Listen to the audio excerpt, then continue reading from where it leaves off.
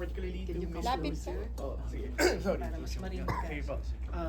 First question po is, this is 1974, and I believe 2 years prior to this one po, Susan Rosas also produced another surrogacy-themed film, which also starred yourself po. With Pilar Pilapil? Pilar, Is it? but with Pilar Pilapil, it's isinilang ko ang anak ng ibang, babae. And I believe you were nominated for that film po. Then, so I wonder po, what made you accept this film, you know, so close in theme to the previous one, 2 years after. Ano po yung attraction sa inyo ng material, or was there sort of hesitation, or as an actress at the time navigating your career? Well, like you said earlier, the theme may have been ahead of its time, or at least even if it was present, even if the circumstances were present and true to life then, hindi masyadong tinatalakay pa at that time, no? It was taboo. But yeah, Yeah, in it was fact. taboo.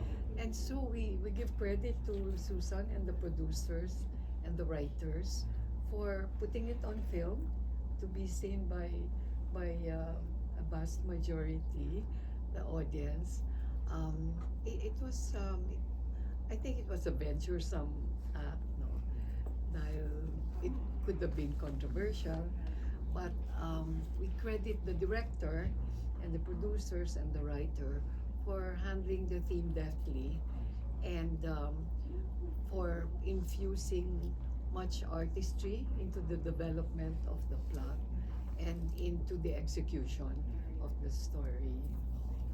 It was so wonderful working with all of these actors. No?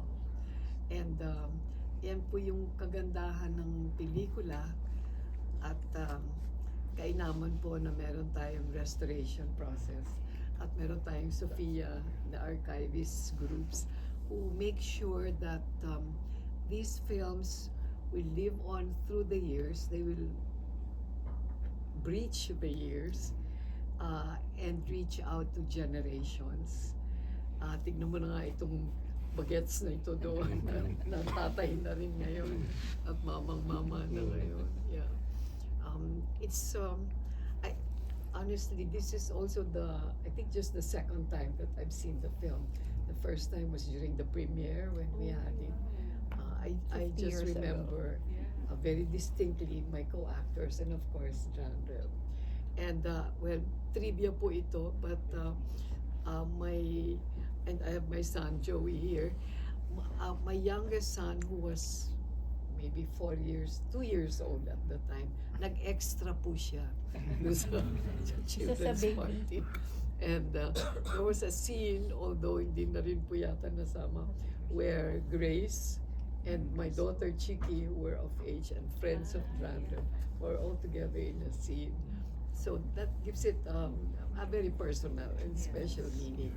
But what really will stay with me is that through restoration we are able to traverse or transcend generations of viewers who can avail of and access and find meaning in movies like this. And thank you, Jeff, for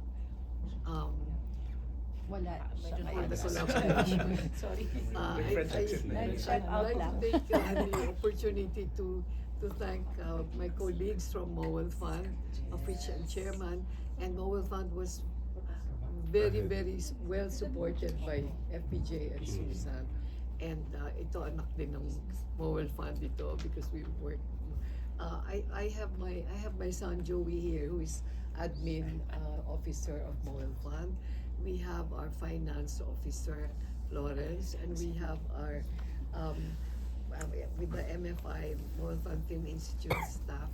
He is the one who is being kept very busy with this museum that through the initiative and the assistance of Mayor Joy Belmonte will rise in we'll have its soft launch in October, and I'm sure they'll be getting in touch with you for films. So our friends also who are followers of our film are here. Sa inyong lahat, maraming salamat po for joining us. This is a very special afternoon, and I have one wish for John Rev na sana magpatuloy siya sa Yes. Mm. iba, For acting, iba ano, kita, no? kasi Oh. sa- I quit. Last movie I did was Pamilya Banal. Oo. And then I told Nino, I want to concentrate on my studies and I want to be an artist like Mampi. Mm-mm. So I quit. And nagsisisi po ako that I quit. Hindi pa rin kasi Oh, pwede yeah. ka naman. It's never Di too ba? late. Pwede pa naman. Nagsisisi po Yeah. ako dun sa decision ko 35 years ago. But I've been blessed naman po sa career paths na As a visual artist. as a visual artist. In September 20, I'm at Alliance Francaise. Another feather in my Ninong's cap wherever he is, because he's really the one who supported everything. He bought my first painting. Oh, really? Yeah. Wonderful. He bought my first painting. He went to music museum. The first person I remember, I'll make kwento this story. I was growing up. I think I was about 30 minutes late, and my Ate Lani, God bless her, so she's also gone, was going down, and she said, "Your ninong's upstairs." There's a music museum we go. Yeah. Sabi ko, sinong ninong? Sabi niya, FPJ's there. Sabi ko, I had all these rings. I was a new waver. I had pointed shoes. And so I was like, oh my gosh. Sabi ko, Ninong will see me dressed up like this. So I took off all my rings. And Ninong was like, oh, he had this cameraman with him. Post tayo. Kunyari magkukwento ka. Lalapas natin dito sa tabloid. Sabi niya, kunyari kwento ka. Tapos may nakita siya blue. Actually, before I entered this for interview with Mr. Trofeo, I had a painting like this that I showed. So when I entered, I was like, oh my gosh. So anyway, he saw a blue painting. His favorite color is blue. I know, but I don't know if you guys know. So, sabi ko, kunin mo na. Sabi niya, magkano? Sabi ko, ba't tayo nag-uusap kung magkano? Parang, kunin mo na sa'yo na yan, no? Parang, ano ba? Hindi nga magkano nga. During 1993, 7,000 pesos. Was quite an amount. Biniro ko lang kasi lucky 7, parang gano'n. Ninong mapamanhiin, parang gano'n. Sabi ko, 7,000. Sabi niya, o sige, bukas pumunta ka sa bahay, kunin mo kikalo yung cheque mo. Sa Equitable Bank pa yung bangko sa Ortigas, I remember. Hindi lang talaga ako makapaniwala na sending me through Tita Vanji allowance, sending me, and then he just saw blue painting, just a small one.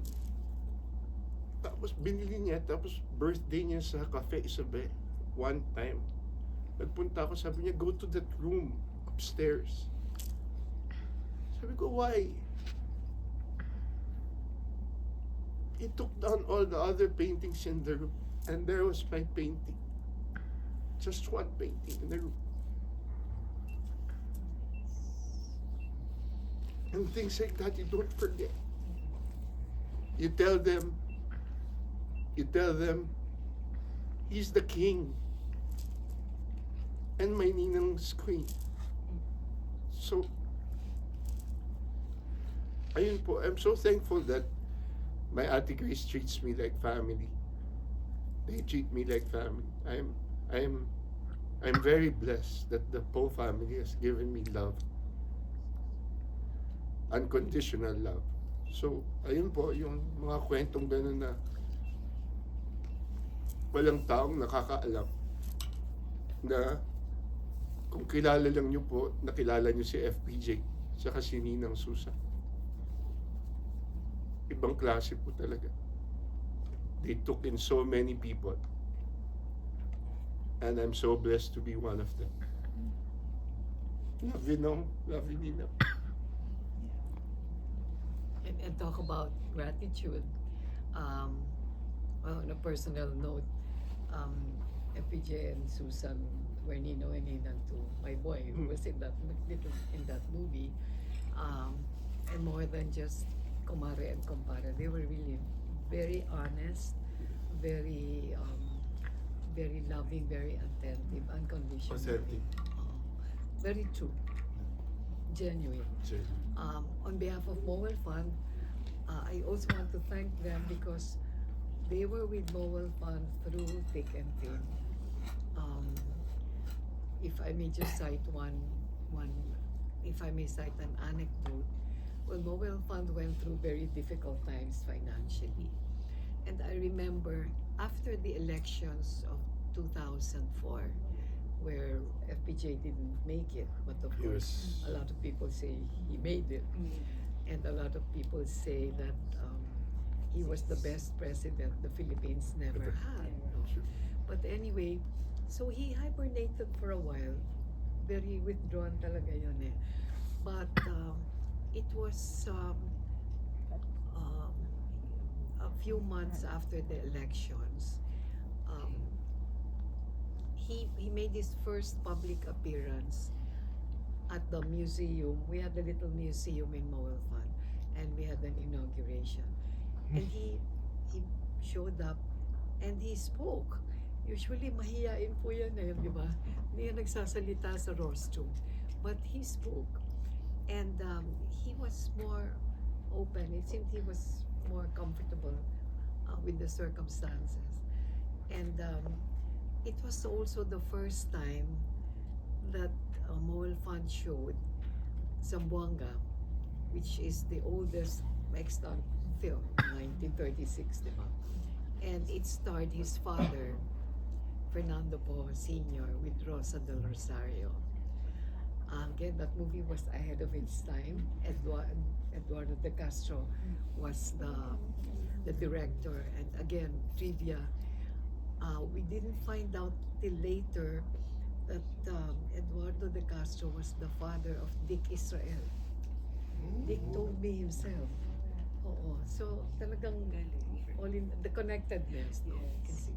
So anyway, when the movie was being previewed, that was part of the evening's program.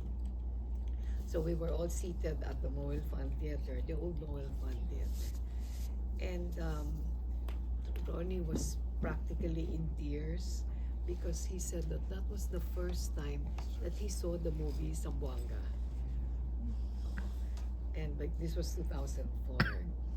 And when he said that because his father was so busy, he didn't get to see his father very much, and he didn't even get to see some of the movies of the dad. So that was a first time for him, and it was very, very meaningful, and it really struck a chord in him. So, and it was also that night when, before he and Susan left, I took them to their car, and he said, "Oh, Mare, kumusta ang finances ng Mowel Fund?" I was president at the time. And sabi ko, medyo nahihirapan kami. But we're surviving. We're able to give the benefits of our beneficiaries on time. Yung staff namin, susweldohan, kahit nahihirapan kami. So sabi niya, sige, maghanap tayo ng pera. Ganun lang. About a year after or less than a year after, nalabas yung MTV. Again, this is very memorable. He was able to sell the MTV to ABS-CBN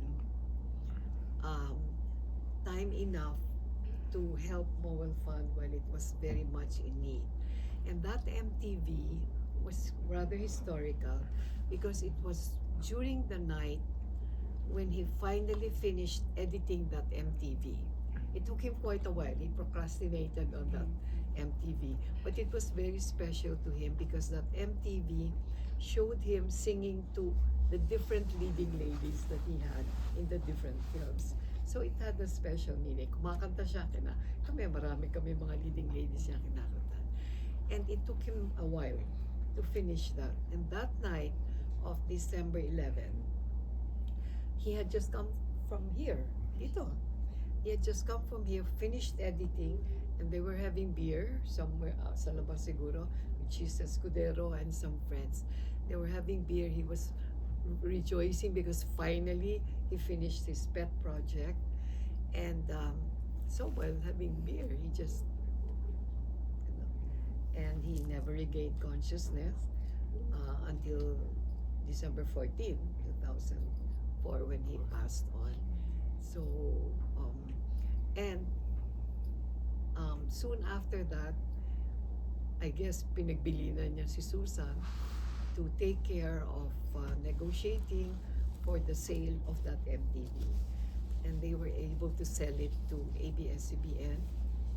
And, you know, we were just surprised that we got a check. By the time Ronnie was gone, no, we got a check from Susan for 3.8 million, which was the price that they were able to contract the sale to ABS of that film. Ang galing. Yeah. And you know, not a word from them. Basta sinabi lang niya, Mare, maghahanap tayo ng pera para sa Mobile Pass. Ganun lang. Mayroon pa po akong isang about film naman. I just